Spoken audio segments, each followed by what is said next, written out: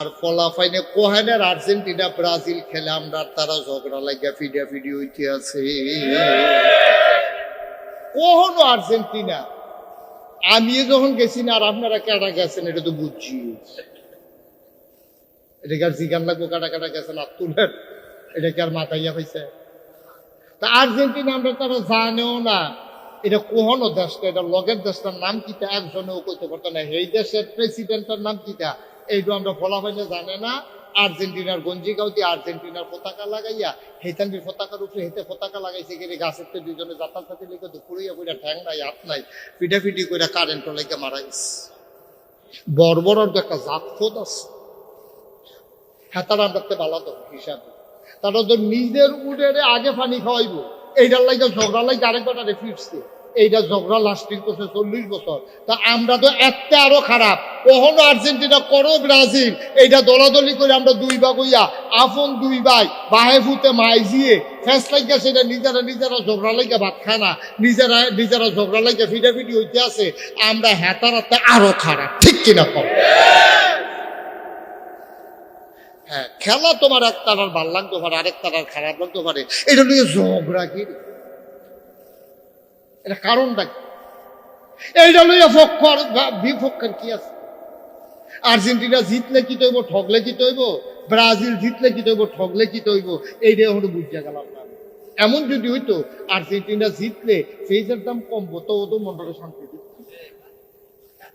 অথবা ব্রাজিল জিতলে আমরা নদীর মধ্যে সটকিত মাছ আরো বেশি লাগবো তো ওদের মন্ডারে বুঝ দিতাম বলে হুজুর ব্রাজিল জিতলে তারা মাছের ফোনা ছাড়বো সব আমরা দাউদ কান দিয়ে এসে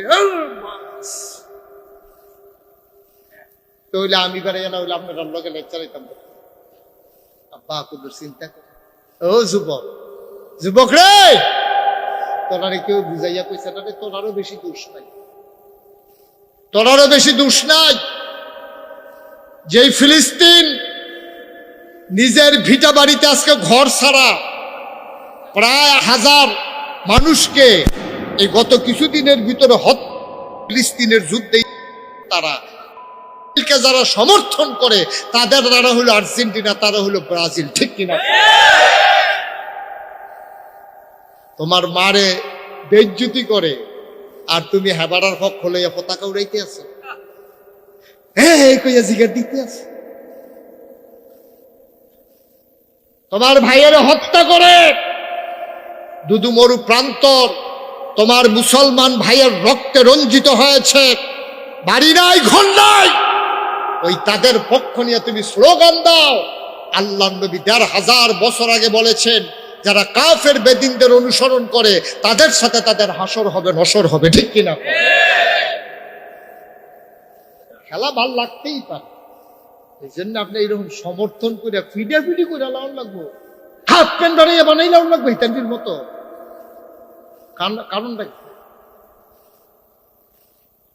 কারণটা কি? ওই আমরারে ফার্মে ধরে, আমরা এমন ব্যাকলের ব্যাক আমরারে কি ফার্ম দিল এইটু আমরা আমার পক্ষে না বিপক্ষে এইটু আমি বুঝি না। ওই মিডিয়াগুলা সব কাফেরদের হাতে, মিডিয়ার মাধ্যমে মুখরোচক ভাবে নানান ভাবে বিশ্বের হক কোন মিডিয়া এত প্রচার করে না এই বিশ্বকাপ খেলা যত প্রচার করতেছে, ঠিক কিনা? করবে না তো, করবে না। পরিকল্পিত ভাবে মানুষগুলোকে ডেস্ট্রয় করার জন্য, ধ্বংস করার জন্য এই কাজগুলা করতেছে, আর এই কাজের ভিতরে আমরা পড়ে গেছি। আল্লাহর নবী ডাক দিলেন, তিনি ভাবলেন, তিনি চিন্তা করলেন, চিন্তার অতল গহীরে হারিয়ে গেলেন, ভাবতে ভাবতে তিনি চলে গেলেন কাবার ওদরে। জাবালে নূর যেই পাহাড়, ওই পাহাড়ের চূড়ায় নির্জন নিরিবিলি এক গুহায় তিনি ধ্যানমগ্ন, তিনি চিন্তামগ্ন কেমন করে মানুষগুলোকে অন্ধকার থেকে আলোতে নিয়ে আসা যায়।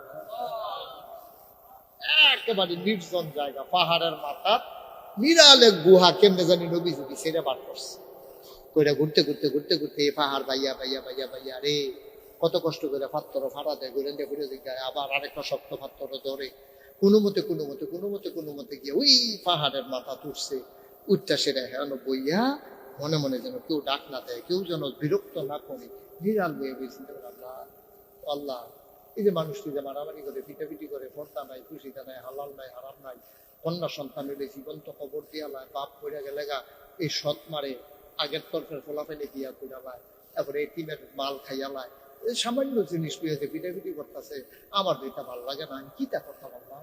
সুবহানাল্লাহ কইতেন না? আমার দুইটা ভাল লাগে না, আমি চালান নেই, কিটা করতে পারলাম? আমার কিন্তু রাস্তা টাস্তা দেখান না, কান দিই চিন্তা করে বইয়া বইয়া।